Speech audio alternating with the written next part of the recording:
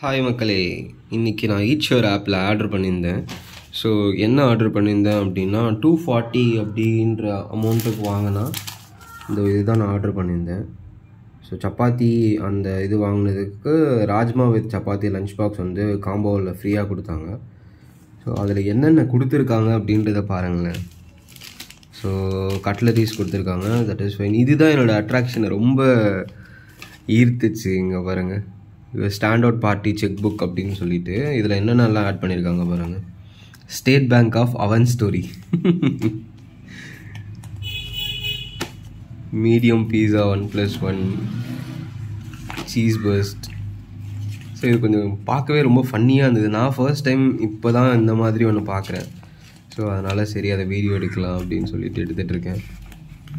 ரொம்பவே டிஃப்ரெண்ட்டாக இருந்தது. நான் ஃபஸ்ட்டு பார்த்ததே ஏதோ ஆர்டர் மாறி வந்துடுச்சு அப்படின்னு நினச்சேன். இங்கே பாருங்களேன், உங்களுக்கு டக்குன்னு பார்க்க எப்படி இருக்குது, ஒரு செக் புக் மாதிரி தான் இருந்துச்சு. ஸோ ரொம்ப டிஃப்ரெண்ட்டாக இது பண்ணியிருக்காங்க. இதுக்கு அடுத்தது ஸோ எப்படி அவங்க பேக்கிங் எப்படி இருக்குது அப்படின்றத ரேட் பண்ண சொல்லியிருக்காங்க. ஸோ அது பண்ணிடலாம். ஆப்வியஸாக நல்லாவே இருக்குது. ஸோ இந்த பாக்ஸுக்கு இந்த பாக்ஸ் ஃப்ரீ. பாருங்கள், பேக்கேஜிங்லாம் சூப்பராக இருக்குது. எனக்கு பிடிச்சிருக்கு பர்சனலாக. நேற்று நைட்டு பிரியாணி ஆர்டர் பண்ணியிருந்தேன். ஸோ அதுவும் பேக்கேஜிங் பார்த்திங்கன்னா வெஹ்ரூஸோட பாக்ஸு சூப்பராக வந்துருந்துச்சு. இதுக்கு இது ஃப்ரீ. ஸோ இது எல்லாமே இந்த பில் சேர்த்து ஓவரால் எவ்வளோ ஆச்சு அப்படின்னா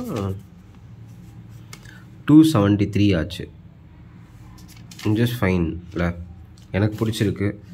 நீங்கள் இந்த மாதிரி ஆர்டர் பண்ணியிருக்கீங்களா, இல்லை நீங்கள் இதை பற்றி என்ன நினைக்கிறீங்க அப்படின்றத நீங்கள் கமெண்ட் பாக்ஸில் சொல்லுங்கள். தேங்க்ஸ் ஃபார் வாட்சிங் கைஸ். பாய்.